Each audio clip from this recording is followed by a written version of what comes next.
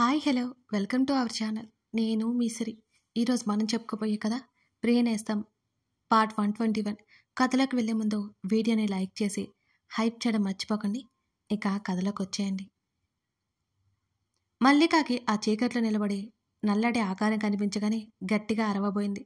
అది ముందుగానే ఊహించిన హేమంత్ గబుక్కున ఆమె నోటికి చెయ్యి అడ్డు పెట్టాడు. మల్లిక భయంగా చూసింది. నేను హేమంత్ని, భయపడకు అని వెంటనే అన్నాడు. అప్పుడు మల్లిక ఊపిరి పీల్చుకుంది. ఆమె నోటి నుంచి చేతులు వెనక్కి తీసుకున్నాడు. ఆమె అరుస్తుందేమోనని చూశాడు. ఆమెకు అర్థమై మౌనంగా ఉంది. ఆమె అక్కడ ఎందుకు ఉందో అర్థం కాలేదు హేమంత్కి. హనీకి ఫీవర్ వచ్చింది, అందుకే నేను వచ్చాను. ఆమె ఎందుకు ఉందో అడగకుండానే అతనికి కారణం చెప్పింది. వాట్? కూతురు దగ్గరికి వచ్చాడు. హనీ దగ్గరికి వచ్చి చెక్ చేశాడు. ఒళ్ళు చల్లగానే ఉంది. ఉదయం నుంచి సాయంత్రం వరకు జ్వరంతో ఉంది. ఇప్పుడు కాస్త పర్వాలేదు. అతను కంగారు పడుతుండడంతో చెప్పింది మల్లిక. హేమంత్ లైట్ ఆన్ చేసి వచ్చాడు. ఆమె సర్దుకుని కూర్చుంది. తను అక్కడ ఉండడం వల్ల అతనేమైనా అనుకుంటాడేమోనని మల్లిక కంగారు పడింది. చాలా చాలా థ్యాంక్స్. కూతుర్ని హత్తుకుని మల్లికకి మనస్ఫూర్తిగా చెప్పాడు. మల్లిక ఏం మాట్లాడలేదు. మీరు రెస్ట్ తీసుకోండి, నేను హనీని తీసుకెళ్తాను, పక్క గదిలోనే ఉంటాను అని హేమంత్ అన్నాడు. మల్లికకి ఏం చెప్పాలో అర్థం కాక సరే అన్నట్టు తలాడించింది. హేమంత్ హనీని తీసుకుని అక్కడి నుంచి వెళ్ళిపోయాడు. నిద్ర పట్టలేదు మల్లికకి. అటు ఇటు పొర్లి నిద్రపోవడానికి ప్రయత్నించగా మళ్ళీ హనీ ఏడుపులు వినపడుతున్నాయి ఆమెకి. ఆలస్యం చేయకుండా పక్క గదిలోకి వెళ్ళిపోయింది మల్లిక. ఆమె వెళ్ళాలా వద్దా అని ఆ క్షణం ఆలోచించలేకపోయింది. హనీ కలవరిస్తుంటే హేమంత్ ఎత్తుకుని అటు ఇటు తిప్పుతున్నాడు. డాడీ డాడీ అని సన్నగా పిలుస్తూ హనీ ఏడుస్తుంది. హనీ? మల్లిక పిలుపుకి హనీతో పాటు హేమంత్ కూడా చూశాడు. తలుపు తెచ్చుకున్న శబ్దం రావడంతో తలెత్తి చూశాడు హేమంత్. రేగిన జుట్టు, చెదిరిన ఓని, నిద్రమత్తులో ఉన్న కళ్ళు తమ వైపే చూస్తున్న మల్లికను చూస్తూ, పర్లేదు మీరు వెళ్ళండి, నేను చూసుకుంటాను అన్నాడు. అప్పటికే హనీ ఏడుపాపింది. మల్లిక వెనుతిరిగి వెళ్ళిపోతుంటే కళ్ళెత్తి చూసింది హనీ. బుజ్జిదాని నిద్ర కళ్ళకి మల్లిక కనబడుతుంటే గబుక్కున తండ్రి ఒడిలో నుంచి కిందకు జారిపోయింది హనీ. హనీ! కంగారుగా హేమంత్ పిలుస్తుంటేనే ఏమాత్రం హేమంత్ మాటలు వినకుండా మల్లిక వైపు పరిగెడుతూ ఓపిక లేక దబ్బున కింద పడిపోయింది హనీ. మల్లిక కంగారుగా వచ్చి హనీని పైకి లేపింది. ఏడవసాగింది హనీ. మల్లిక మోకాళ్ళ మీద కింద కూర్చొని హనీని హత్తుకుని, నేను ఇక్కడే ఉన్నాను హనీ, ఏడవకు. దెబ్బ తగిలిందా? నెమ్మదిగా అని కాళ్ళు చేతులు వత్తుతూ అడిగింది మల్లిక. ఆంటీ అని మల్లిక మెడకర్చుకుంది హనీ. ఆ దృశ్యాలు చూస్తున్న హేమంత్కి మతిపోతున్నట్టే అనిపిస్తోంది. తన కూతురు తనకంటే ఎవరో తెలియని ఒక అమ్మాయి మీద ఇంత ఎఫెక్షన్ పెంచుకోవడం నిజంగానే అతనికి చెప్పలేనంత ఆశ్చర్యం కలిగింది. తన కూతురికి అలాంటి ప్రేమను అందించలేకపోతున్నాడు తను. కాకపోతే ఆమె అందిస్తుందా? హేమంత్కి అర్థం కాలేదు. మల్లిక భుజం మీద హనీ నిద్రపోయింది. నేను పాపతోనే ఉంటాను హనీ మల్లిక మాటలకి హనీ ఉలిక్కిపడి లేచింది. సరే, మీరు ఈ రూమ్లో పడుకోండి, నేను పక్క రూమ్లోకి వెళ్తాను. ఆశ్చర్యం నుంచి తేరుకున్నాడు హేమంత్. హనీ చుట్టూ చేతులు వేసి కళ్ళు మూసుకుంది మల్లిక. ఆమె బయటకు చెప్పట్లేదు, కానీ లోపల చచ్చేంత భయంగా ఉంది. తను నిద్రపోకూడదని నిశ్చయించుకుంది. హనీ తన తండ్రి వచ్చే వరకు గొడవ మాత్రం ఆపలేదు, కానీ తప్పక హనీ పక్కన వచ్చి కూర్చున్నాడు హేమంత్. హనీ ఇంకా గొడవ చేయడం ఎక్కువ అవడంతో ఆమె పక్కనే దూరంగా పడుకున్నాడు. వాళ్ళిద్దరి మధ్య అలా పడుకోవడం హనీకి బాగా నచ్చింది. తనకి కూడా మమ్మీ డాడీ ఇద్దరు ఉంటారు ఇప్పుడు. మల్లిక ఆంటీ రోజు తన ఇంట్లో ఉంటే ఎంత బాగుండు. రక్షలాగా తనని కూడా కేర్ చేస్తుంది. అలా అనుకుందో లేదో టక్కున బయట పెట్టేసింది హనీ.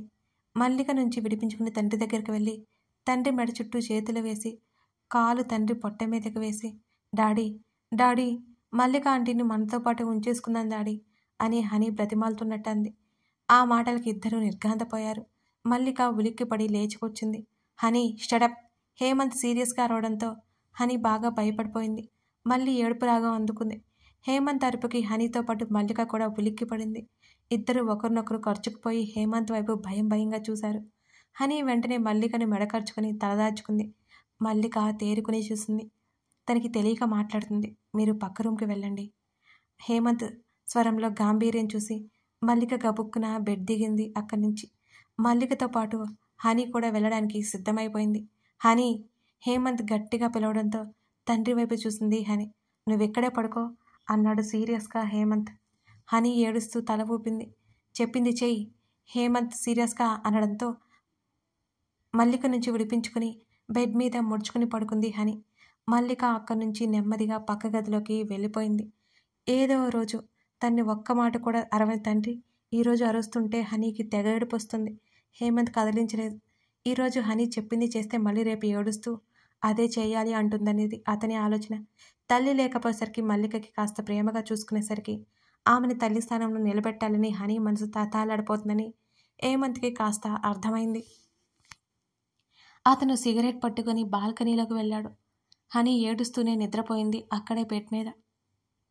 మర్నాడు ఉదయం హనీకి జ్వరం తగ్గింది.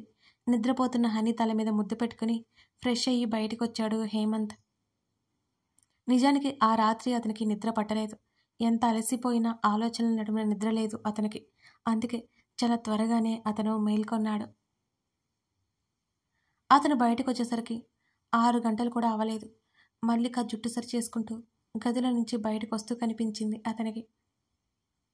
అక్కడ హేమంత్ కనిపించగానే ఆమె అడుగులు అక్కడే ఆగిపోయాయి. మౌనంగా అతన్ని దాటుకుని వెళ్ళబోతుంటే అతను చెయ్యి అడ్డు పెట్టడంతో గబుక్కున వెనక్కి జరిగి తల ఎత్తి చూసింది మల్లిక. మీతో మాట్లాడాలి హేమంత్ అడగగానే ఆమె తలాడించింది. కానీ ఆమెకే తెలియకుండా ఆమె వెన్నులో సన్నగా వణుకు మొదలైంది. అతను తనతో ఏం మాట్లాడాలనుకుంటున్నాడు? హనీ చిన్నపిల్ల, తెలియక మిమ్మల్ని ఇబ్బంది పెడితే క్షమించండి. హేమంత్ మాటకి మల్లిక ఆశ్చర్యపోయి చూసింది అతని వంక. అయ్యో అదేం లేదండి, పాప బాధ చూడలేక నేనే వచ్చాను, కానీ తనేమీ నన్ను ఇబ్బంది పెట్టలేదు. మల్లిక కంగారుగా చెప్పింది అతనితో. తన కూతురి మీద అంత ఇష్టం చూపిస్తున్న ఆమె వైపు చూసి అతను చిన్నగా నవ్వి, ఖచ్చితంగా ఇబ్బంది పడే ఉంటారు అని హేమంత్ అన్నాడు. నిజం చెప్తున్నాను, అదేం లేదండి అని తల మీద చేయి వేసుకొని చెప్పింది మల్లిక. ఈసారి హేమంత్కి నవ్వు ఆగలేదు. ఆమె చిన్నపిల్లలా అలా చెప్తుంటే నవ్వితే ఎక్కడ ఫీల్ అవుతుందో అని దవడ బిగించి పెదవులు లోపలికి ముడుచుకున్నాడు. కష్టంగా నవ్వాపుకున్నాడు హేమంత్. పాపం హనీని మీరేమనకండి, తనేమి ఇబ్బంది పెట్టలేదు. అంత గట్టిగా అరిస్తే నేనే భయపడ్డాను. హనీ భయపడతా అని మల్లిక బిక్కమొహం వేసి చెబుతుంటే ఏమీ అనను, ఈ రోజు నుంచి హనీ మీ దగ్గరికి రాకుండా నేను చూసుకుంటాను అని హేమంత్ అన్నాడు. మల్లిక ఆశ్చర్యంగా తన కళ్ళని ఇంకాస్త పెద్దగా చేసి చూసింది. ఎందుకు అలాంటి నిర్ణయం తీసుకున్నారు మీరు అని అయోమయంగానే అడిగింది. మా వల్ల మీరు ఇబ్బంది పడ్డం నాకు ఇష్టం లేదు అని హేమంత్ స్థిరంగా అన్నాడు. ఇబ్బంది అని నేను చెప్పలేదు కదండి. రక్ష ఎలాగో తను అలాగే చిన్నపిల్ల కదా, ఏం తెలుసండి. ఇంట్లో ఒకటే ఉంటే దిగులు పడుతుంది, రక్షతో ఆడుకుంటే బాగుంటుంది. అలాంటి పని మాత్రం చేయకండి. మీకు ఇబ్బంది అయితే చెప్పండి, నేను హనీ దగ్గరికి కూడా వెళ్ళను అని మల్లిక చెప్పింది. హేమంత్ మాట్లాడలేదు, చూస్తున్నాడు ఆమెని. మీకంత కష్టమైతే ఇంట్లో ఎవరినైనా తీసుకొచ్చి పెట్టండి. చిన్నపిల్లని ఒంటరిగా వదిలేసి వెళ్ళడం తప్పు మీది. అంతేగాని హనీ ఏం చేసింది? ఉక్రోషంగా గట్టిగా అడిగింది మల్లిక అతని మీద. అందరినీ తీసుకొచ్చి అమ్మ అంటుంది, ఏం చేయమంటారు నన్ను? అలా అందరినీ పెళ్లి చేసుకోమంటారా? హేమంత్ నవ్వు దాచుకుంటూ అడిగాడు. మల్లిక గుటకలు మింగుతూ చూసింది. అమ్మో, హనీ ఇలా కూడా అంటుందా? నేను వెళ్తాను. అతను అడిగేదానికి సమాధానం లేదు కదా ఆమె. అందుకే గబుక్కున పరుగున వెళ్ళిపోయింది. ఆమె పెద్ద జడ నాగుపాముల ఆమె నడుం మీద ఆమె నడకతో పాటు ఊగుతోంది. హేమంత్ చూస్తున్నాడు అలాగే. అదేంటి ఇవాళ ఇంకా లేవలేదు? 7 అవుతున్నా ఇంకా లేవని రక్షణ లేపడానికి వెళ్తుంటే పడుకోనివ్వన్నాడు అర్జున్. స్కూల్ ఉంది కదా, మర్చిపోయారా అని ప్రవర్తిక అడిగింది. ఇవాళ లేదు, బంగారం స్కూల్కి వెళ్ళట్లేదు. రక్ష దగ్గరికి వెళ్తున్న ప్రవర్తిక అయోమయంగా ఆగి వెనక్కి తిరిగి అర్జున్ వైపు చూసింది.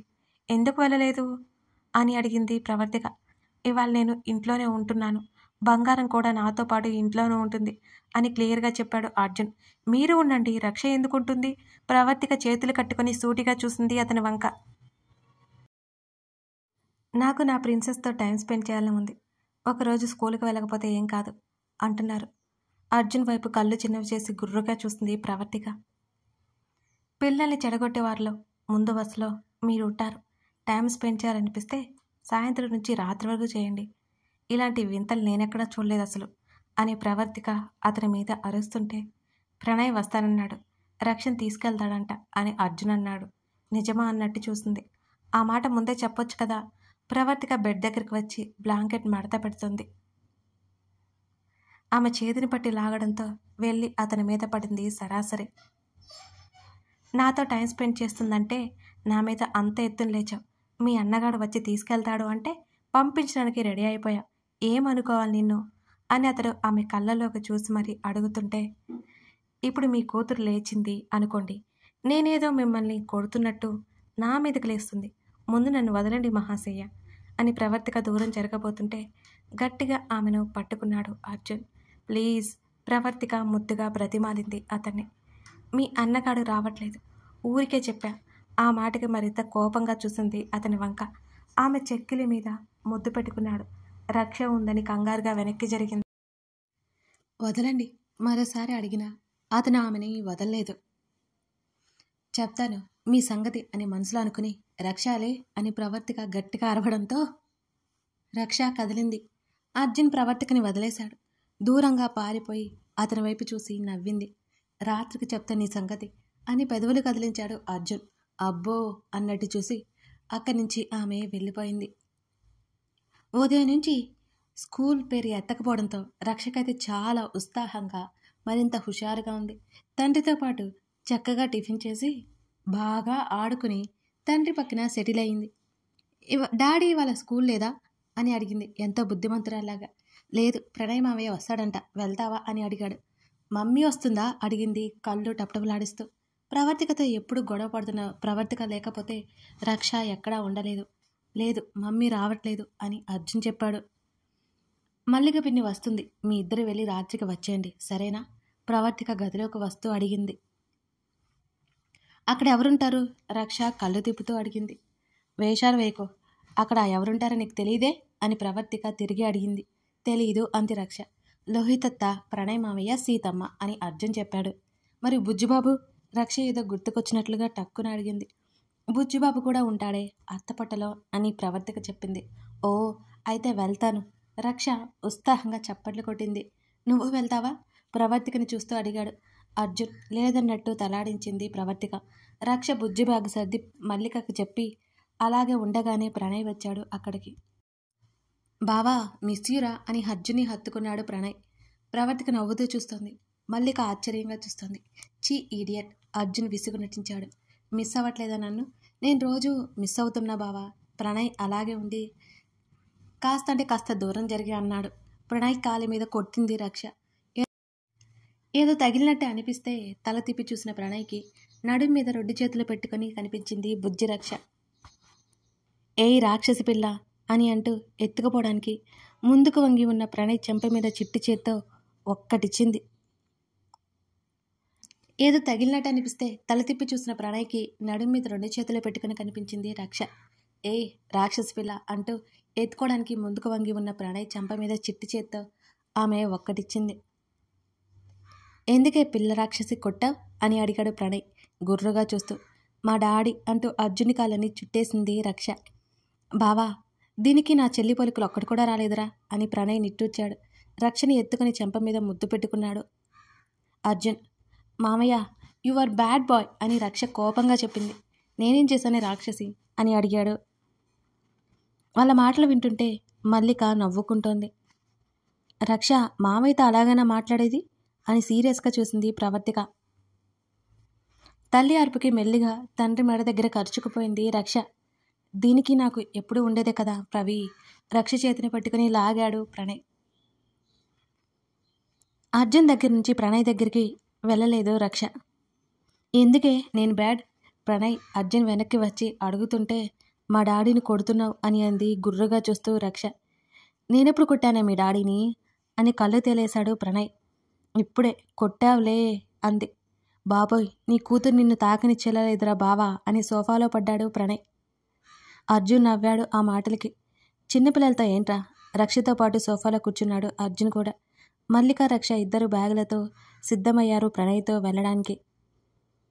రక్షకు చెప్పులు వేసి అక్కడ అల్లరి చేయకూడదు, లోహితత్తని ఇబ్బంది పెట్టకూడదు, ఎత్తుకోమని అడగకూడదు, అత్తపొట్టలో బుజ్జి బాబు ఉన్నాడు కదా, అత్త మీదకి ఎక్కకూడదు, మావయ్యని విసిగించకూడదు, సరేనా అని ప్రవర్తిక ఒక్కొక్కటి చెప్తుంటే బుద్ధిమంతురల్లా తలాడించింది రక్ష. అన్నయ్య ఎక్కువ అల్లరి చేసిందంటే వెంటనే తీసుకురా అని చెప్పింది ప్రవర్తిక కూతుర్ని చూస్తూ. నేను గుడ్ గర్ల్, అల్లరి చేయను అని ఉక్రోషంగా చూసింది రక్ష. నువ్వెంత గుడ్ గర్ల్వో మాకు బాగా తెలుసు అని ప్రవర్తిక చెబుతుంటే అర్జున్ మీదకెక్కి మళ్ళీ మెడ చుట్టూ చేతులు వేసి డాడీ డాడీ అని అర్జున్ చెంప మీద చెయ్యేసింది. ఏంటి బంగారం అని అడిగాడు Arjun. I miss you daddy అని తండ్రి బుగ్గ మీద ముద్దు పెట్టింది రక్ష. అబ్బో ఇప్పుడే మిస్ అయిపోతున్నావేటే అని ప్రణయ్ అడిగాడు వెటకారంగా. రక్ష మాటలకు మల్లిక అయితే ఆశ్చర్యపోయింది. 4 సంవత్సరాల పాపకి ఎన్ని మాటలు! ఐ లవ్ యూ డాడీ అంటూ మరో చెంప మీద ముద్దు ఇచ్చింది రక్ష. లవ్ యూ సో మచ్ బంగారు తల్లి అని మిస్ యూ అని రక్ష తల మీద ముద్దు పెట్టుకున్నాడు అర్జున్. అరే బాబు నీ కూతుర్ని అప్పగింతలకు పంపించడం లేదురా నువ్వు అని ప్రణయ్ వెంటనే సెటైర్ వేశాడు. అయినా అప్పగింతలేంటి, ఇల్లరికం రప్పిస్తా నా బంగారం కోసం అంటుంటే అన్నా చెల్లెలిద్దరూ ముఖముఖాలు చూసుకొని అబ్బో అనుకున్నారు. బాబోయ్ వీడికే ప్రపంచంలో కూతురుంది, వీళ్ళని భరిస్తున్నందుకు నా చెల్లికి బెస్ట్ అవార్డు ఇవ్వాలి అని అన్నాడు ప్రణయ్ ప్రవర్తిక వైపు చూస్తూ. ప్రవర్తిక నవ్వింది. వాళ్ళిద్దరే ఆమె ప్రాణం, వాళ్ళని ఎంత ఇష్టంగానైనా భరిస్తుంది, వాళ్ళ కోసమే జీవిస్తుంది. మల్లిక రక్ష ప్రణయ్తో పాటు అక్కడి నుంచి వెళ్ళిపోయారు. సాగనంపి లోపలికొచ్చింది ప్రవర్తిక. ఫోన్ కాల్ మాట్లాడుకుంటూ రూమ్లోకి వెళ్ళిపోయాడు అర్జున్. కాసేపటికి ప్రవర్తిక గదిలోకి వెళ్ళేసరికి అతని ఫోన్ కట్ అవ్వలేదు. కథ కొనసాగుతోంది. కథ నచ్చితే లైక్ చేసి కామెంట్ చేయడం మర్చిపోకండి. అలాగే మన సిరీ డైరీస్లో నువ్వే కావాలనే కొత్త సిరీస్ రన్ అవుతుంది. మీలో కొందరికి ఆ విషయం తెలుసు, తెలియని వాళ్ళ కోసం నేను చెప్తున్నాను. మిస్ అవ్వకుండా చూడండి, మీకు మంచి ఫీలింగ్ ఇస్తుంది చదువుతుంటే. బావ మరదలతో పాటు ఓ చిత్రమైన ప్రేమ కథ. Thank you.